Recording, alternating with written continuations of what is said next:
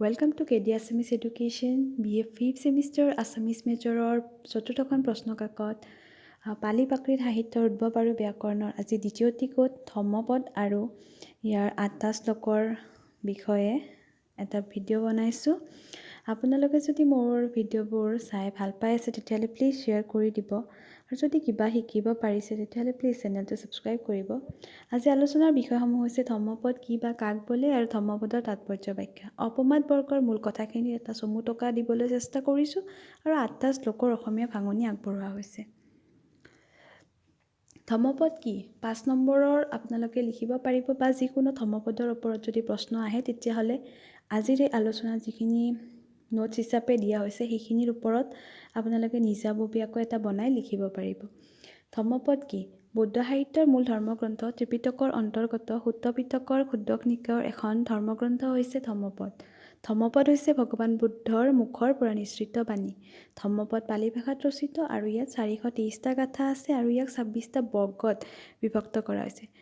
ইয়াত বৰ্গ শব্দটো সেইকাৰণে লিখা হৈছে যে ধৰ্মপদ আছে পালি ভাষাৰ অৰ্থাৎ আমাৰ আধুনিক ভাষা সৃষ্টি হোৱাৰ আগৰ পৰ্যায়ৰ আৰু সেই সময়ত বৰ্গ শব্দটো বৰ্গ বুলিয়ে কোৱা হৈছিলে। আপোনালোকক এনেকুৱা চমু প্ৰশ্ন সুধিব পাৰে যে গাথা কেইটা আছে বা কেইটা বৰ্গত ভাগ কৰা হৈছে, তেতিয়া আপোনালোকে লিখিব পাৰিব। তাৰপিছতে আমি চাওঁ যে নানা সময়ত বুদ্ধদেৱে ভিক্ষুসকলক উদ্দেশ্য কৰি প্ৰদান কৰা উপদেশৰাজিয়েই ধৰ্মপদৰ মূল উপজীব্য। ধৰ্মপদৰ মাজেদি বৌদ্ধ ধৰ্মৰ দাৰ্শনিক তত্ত্বৰ অন্তৰ্নিহিত কথাখিনি সামগ্ৰিকভাৱে প্ৰকাশ পোৱাৰ উপৰিও সত্যশুদ্ধ মাৰ্গ তথা নিৰ্বাণ লাভৰ উপায় প্ৰদৰ্শিত হৈছে। এতিয়া হ'ল ধৰ্মপদৰ তাৎপৰ্য ব্যাখ্যা। ধৰ্মপদৰ অৰ্থ যথেষ্ট ব্যাপক আৰু ধৰ্ম মানে হৈছে ধৰ্ম, যি ধৰ্মৰ ঈশ্বৰ সদৃশ মহাত্মা বুদ্ধৰ মুখ নিঃসৃত বাণীৰ মাজত বিৰাজমান।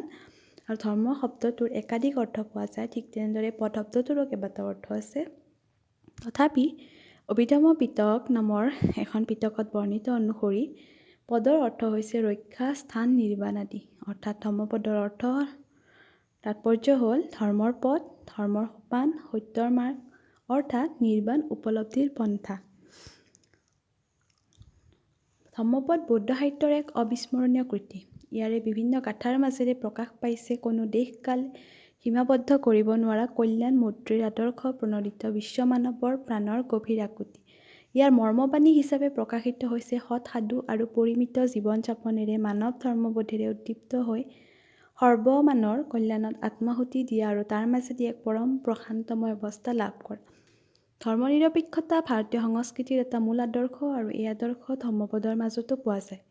ধৰ্মপদৰ মাজেদি ভাৰতবৰ্ষৰ চিন্তা, আদৰ্শ, দৰ্শন আদি চিত্ৰৰ প্ৰতিবিম্বটো ৰূপায়িত হৈছে আৰু ধৰ্মপদৰ বাণীত প্ৰকাশ পাইছে মানৱ জীৱনৰ জীয়াই থকাৰ বাণীবোৰ আৰু ইয়াৰ নিৰ্বাণৰ উপায়বোৰ।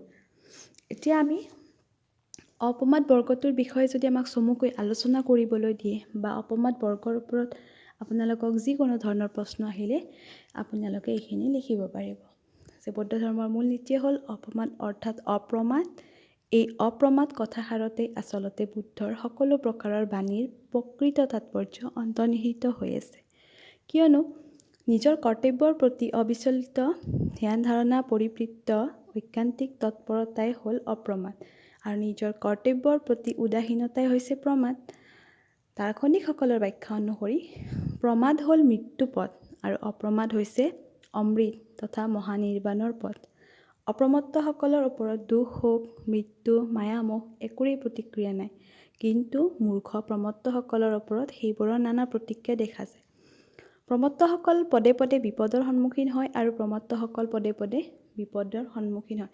এই এটা লাইন দুবাৰ ৰিপিট হৈছে, এবাৰেই লিখিলে হ'ল। বুদ্ধদেৱৰ প্ৰধান উপদেশ হ'ল অপ্ৰমত্তৰ অনুশীলন আৰু বৌদ্ধ ধৰ্মৰ মূল নীতিমতে অপ্ৰমাদেই হৈছে সৰ্বপ্ৰকাৰৰ কুশল ধৰ্ম। আপোনালোকক এই প্ৰমাদ অপ্ৰমাদৰ ওপৰত প্ৰশ্ন সুধিব পাৰে, তেতিয়াও এনেকুৱা ধৰণৰ বিশ্লেষণ আগবঢ়াব পাৰিব। আৰু বেণী মাধৱ বৰুৱাদেৱৰ মতে অপ্ৰমাদ was the root principle or basic idea was Buddha's teaching. এইটো তেখেতৰ মতামত মই তুলি দিছোঁ। তাৰপিছতে আহোঁ ধৰ্মপদৰ অপমাদ বৰ্গৰ যি 8টা শ্লোকৰ বিষয়ে আমাক জানিবলৈ দিছে। প্ৰথমটো শ্লোক আছে, মই মাতি নিদিওঁ, ইয়াত মই শ্লোকটো লিখি দিছোঁ আৰু তাৰ অসমীয়া অনুবাদখিনিও লিখি দিছোঁ। আপোনালোকে লিখি ল'ব, নহ'লে মোৰ ভিডিঅ'টো বহুত দীঘলীয়া হৈ যাব। এইটো প্ৰথম আৰু দ্বিতীয়টোৰ অনুবাদো দিয়া হৈছে।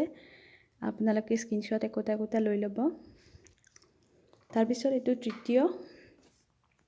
তৃতীয়টোৰ অনুবাদো দিয়া হৈছে আৰু তাৰ শ্লোকটো দিয়া হৈছে। তাৰপিছত 4 নম্বৰটো আছে আৰু 4 নম্বৰৰ অনুবাদটো দিয়া হৈছে। তাৰপিছত এইটো আছে 5 নম্বৰ আৰু তলত তাৰ অনুবাদখিনি আৰু 6 নম্বৰৰ অনুবাদখিনি দিয়া হৈছে। তাৰপিছত আহিল 7 নম্বৰ আৰু 8 নম্বৰ। এই 8টা শ্লোকৰ আজি মই অনুবাদ আগবঢ়ালোঁ। আপোনালোকে স্ক্ৰীনশ্বট একোটা লৈ ল'ব। যদি ভিডিঅ'টো ভাল পাইছে তেতিয়াহ'লে প্লিজ শ্বেয়াৰ কৰি দিব আৰু যদি চেনেলটো ছাবস্ক্ৰাইব কৰা নাই ছাবস্ক্ৰাইব কৰি দিব। ধন্যবাদ।